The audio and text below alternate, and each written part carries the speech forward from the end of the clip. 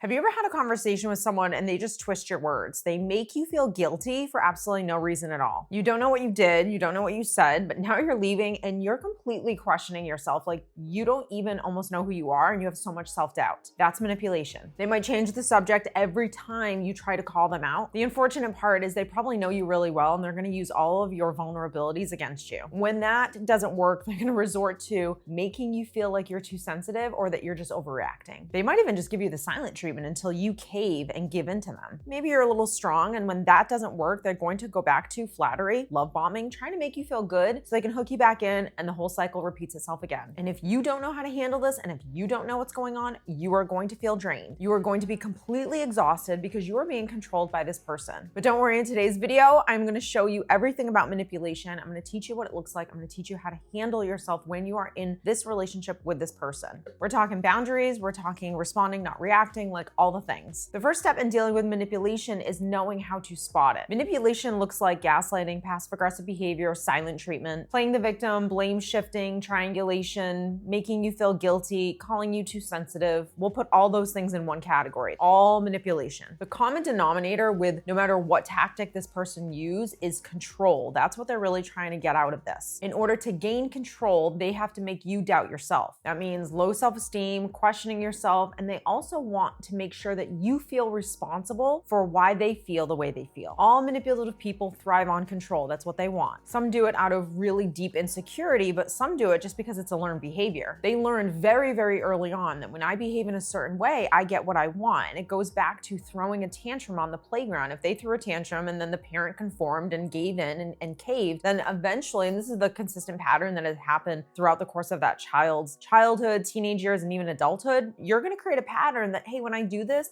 is what works. Like I get what I want when I behave this way. So a manipulative person really is essentially like a spoiled brat. As an adult, we do know wrong from right. So now you're dealing with a person that avoids accountability whatsoever and just wants to dominate everyone else because they want what they want, how they want it, when they want it. Let's take a step back and just really understand this person for a second. The fear of losing control, because control is the big thing with manipulation. So why is there such a unconscious, this isn't something that they're consciously aware that they're doing, why do they have this unconscious fear of losing control? They grew up in either a couple of different households. One is they grew up in a household where there was severe neglect. I'm talking mom and dad are on drugs, they're alcoholics, they're narcissistic, they're emotionally abusive, they're so wrapped up in their own selves. Maybe there was financial neglect. Maybe this person who's manipulative didn't have any money for food. There was severe neglect that was happening in that household that made them feel like they needed to always be in charge in order to feel safe. This isn't always something that is maliciously done, meaning someone who's manipulative doesn't have to be like the nastiest person ever. Every narcissist is someone who is manipulative, but there are manipulative people that are not narcissistic. So are you able to have a conversation with this person and call them out and they can acknowledge their kind of tendencies and behaviors and the things that they do when they feel uncomfortable? Let's see if we can have that kind of conversation. And if you can, great, then at least maybe you can work with this person a little bit. Even working with this person, you have to be able to see consistency and see change actually happen with this person. So someone being able to acknowledge that, yes, I am a little manipulative at times, and yes, I don't want to be this way, great, but that means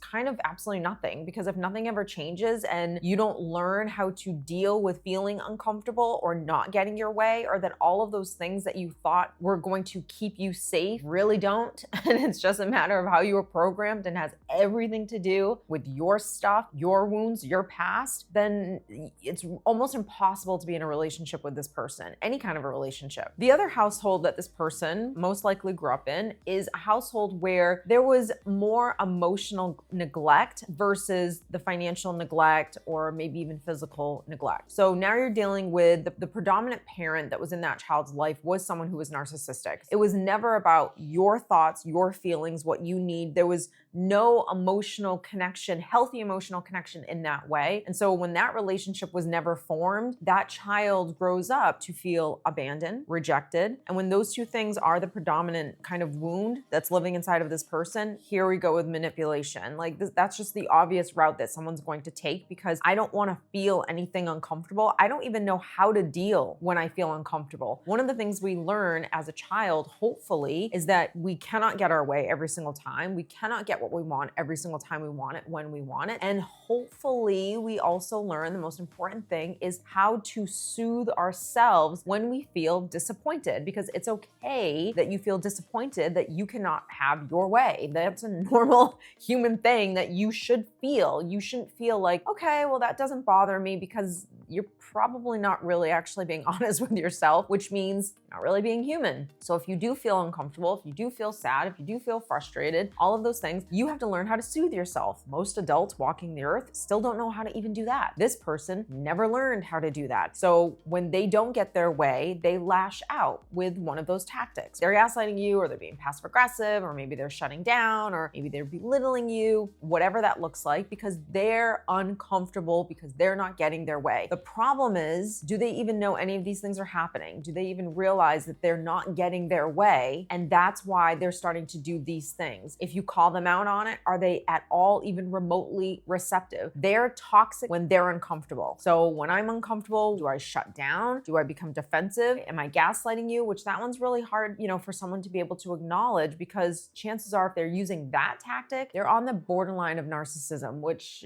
you're talking to a brick wall. Another reason why manipulative people use all of these tactics, whatever it is, and every manipulative person will use one, maybe two. They're not going to use all of them. They're going to find two that they're kind of comfortable with, and more so comfortable with using on you. So they'll learn which one works the best. Is it being passive aggressive? Is it giving you the silent treatment? Because if I give you the silent treatment and you are so codependent and you feel so uncomfortable with that, you're going to cave. Any codependent that gets the silent treatment, it bugs you so much when everyone's silent and no one's talking. Like, you want to resolve this because you're feeling so uncomfortable. You may even take on that silent treatment like you did something wrong when you didn't do anything wrong. Or even if you did do something wrong, that's not a way that you handle a situation, is by giving someone else the silent treatment. So how healthy you are will really determine what they use on you and what they can get away with. But another reason why they do all of these things is insecurity and low self-esteem, self-worth. A lot of these people use manipulation as a defense mechanism. It helps them to avoid feeling weak, insecure, not being able to soothe themselves like we talked about before, which is a sign of weakness, because to feel powerful means I'm in control. Like we talked about before, learning manipulation, because it is something that is learned, was a survival tactic that they learned to do over time in order to get their needs met. So maybe if I did certain things, I ended up getting the things that I really did want, whether it was a financial thing or maybe it was love. Maybe if I sulked enough and woe is me, you felt bad for me and then you gave me attention. I learned how to control you through that tactic. All of these people, regardless of which route they go, they are emotionally immature. They just did not learn how to own their stuff and have healthy communication. Instead of opening the communication lines up and talking to another person, but remember, you can't really even have open communication unless you're ready to own your stuff, because what's going to end up happening is I'm going to communicate with you, but I'm still subconsciously in the back of my mind going to want you to change or to give me something in order for me to feel good. So none of those things usually happen. That's why they resort to one of these tactics. If we're looking at more of like the narcissism route, now we're talking about just like straight up entitlement. They believe that their needs and their desires are just more important than yours. And so they're going to do whatever they can in order to get what they want from you. If you're finding this video helpful, don't forget to subscribe. And when you go on your YouTube app, make sure you click on the subscription button at the bottom. This is where all of the people that you follow are there. So if you're looking to really dive into everything, get some free coaching, you can check out all my videos and check out my playlist there. Now let's talk about how to actually deal with this person. I'm going to tell you what to do, but I'm also going to tell you what not to do, which probably are the things you're doing right now. Number one, it's a biggie and it requires a lot of work on your part, especially depending on who the relationship is that you have with this person and how much anger or resent you have towards them for things that they may have done to you. You can't react emotionally. I'm sorry. I know you want to. I know you want to go off on them. I know you want to tell them that they're the worst person in the world. How could you be doing this? You cannot react emotionally to them. Now, if you do it every now and then because you just couldn't help it, that's okay. You're human. You have to be able to let that go. You're not losing because you reacted to this person. Nope, you're a human being and there's only so much every person can take. But I'm going to tell you, and this is what kind of has helped me with this, is that manipulative people thrive on your reaction. Like, they want it. So if you really want to starve this person and not give them exactly what they want from you, you're going to react less, because the less emotion you have, the less power they have over you. That means they're not ruining your day. That means you're not spending 2 hours on the phone with your best friend complaining and telling her the whole story of what just happened. Yep, you have a quick vent session, you get off off the phone, you carry on with your day. You do not allow this person to dictate how you feel or how the rest of your day goes. Number two, you can choose to do this, you can choose not to do it. It doesn't really matter either way, but you can call out their behavior. It's okay. Some people say no, especially when you're dealing with someone who's narcissistic, but I don't think there's anything wrong with it. I think where you can go into the wrong avenue with this is whether or not you want this person to change. Because if you want this person to change, then you're gonna start getting into the whole reacting, trying to convince them, all of that stuff. So if you just wanna blatantly call out what it is that's happening here, you can absolutely do that. But a boundary has to come next. So you're gonna address the manipulation calmly and direct. So you can say something like, I see what you're doing and I'm no longer engaging in this. This shows them that you are aware of what's happening. You are not a person that can be easily manipulated. But again, a boundary has to follow. So maybe you just like disengage from the conversation. Maybe you change the subject, but you can't do all of those things without just acknowledging why you're actually doing it. And they don't have to agree with you. And chances are they're not going to agree with you. They're not going to say, you know what, you're right. I'm trying to manipulate you. Like, my bad. Like, no, it's not going to happen. So since that's not going to happen, what you're going to end up getting is someone that either makes a joke about it. I know I've heard plenty of times, haha, okay, Coach Steph, like, yep, you know everything. Or you might hear the defensiveness of like, that's not what I'm doing. I'm just trying to do this. It doesn't matter what route they take. They can get nasty and call you names or whatever, or they can completely deny what it is that they're actually doing. Either doesn't even matter. You don't owe them an explanation. You don't owe them a reasoning for why you're setting this boundary. You don't have to have this big long conversation. You also don't need to keep going back and forth trying to convince this person that yes, this is manipulation and I know what it looks like. Who cares? The hardest part with dealing with really toxic people, very manipulative people, people that gaslight you, definitely someone who's narcissistic, is your ability to not need this person to agree with you. It was something that I struggled with for a lot of years, of me still trying to, or being so annoyed or dumbfounded, like, how can you not see this? Just being so enraged at times at the fact that this person just wouldn't own it. It was just wasted time, absolutely wasted time. And I also think that some people just have to get there. You eventually get there, because if you have to deal with this person in some way, you are going to keep beating your head against a brick wall. And eventually you're going to stop doing that because it's causing you pain. It's not causing that person pain. They're not changing. Nothing's different. So at some point you start to put yourself first. Like, you understand these concepts. It's not anything that's hard to understand, but it's the mental discipline of you not engaging with something that you know is not going to be beneficial to you. Like, what are you going to gain by going back and forth with this person? If you say like, oh, it'll just make me feel better. No, it's just your ego that will feel better. You will be filled with rage. You will be angry. Your energy will be off. And to me, really,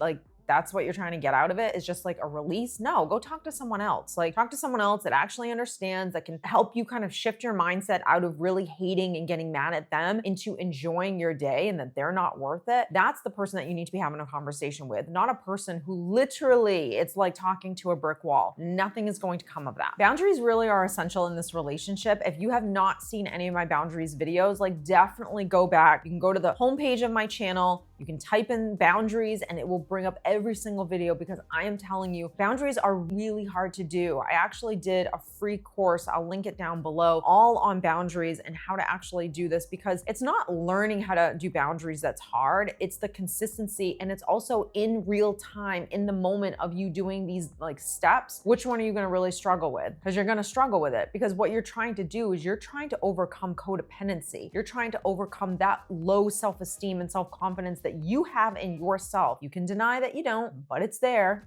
Because if you're going back and forth with a manipulative person, if this person is ruining your day, there's some stuff that's going on inside of you that you need to tend to in order for you to just not care anymore, or not be attracted to this person, or not wanting them to be different. Like, you'll start to accept really quickly who this person is and what it is that they're capable of. Here's what I don't want you to do. I don't want you to overthink this so much where it becomes something that seems really hard to do. I want you to really go slow when you're dealing with this person. I don't want you to feel like if I just really work at this with this person that they're going to eventually change. You really have to get it in your head that this person is just not capable of it. And if they say they can acknowledge some of the things or the flaws that they have within themselves, that yeah, when they get upset, they do this, absolutely amazing. But you have to be so emotionally aware of that person, of yourself in this relationship, to see, are they actually even changing? And that's where, 2 years, 5 years will go by and you'll realize this person never even actually changed. It's still the same person that I met day one. And sometimes, unfortunately, you just have to go through that in order for you to really wake up. Don't argue with them, don't justify yourself, and don't let any of the things that they have done in the past to trigger you to keep you stuck. So you need to learn, what is it that this person does that really gets under my skin, because they know what it is and that's what they use every single time. So you need to know thy enemy really well. So when you are having dialogue with this person, you know exactly what they're going to pull out to try to hook you. If you've ever dealt with a manipulative person, I want to hear about it down in the comments. What worked? What didn't work? Where do you struggle? And what are you going to be working on? If you found this video helpful, don't forget to subscribe, click on the notification bell. We are actually starting to do like 2 videos a week, which is so exciting. If you haven't yet followed me on social, I'm on TikTok, Facebook, all the things, Instagram. I will link everything down below. Thank you guys so much for watching, and I'll see you in the next one.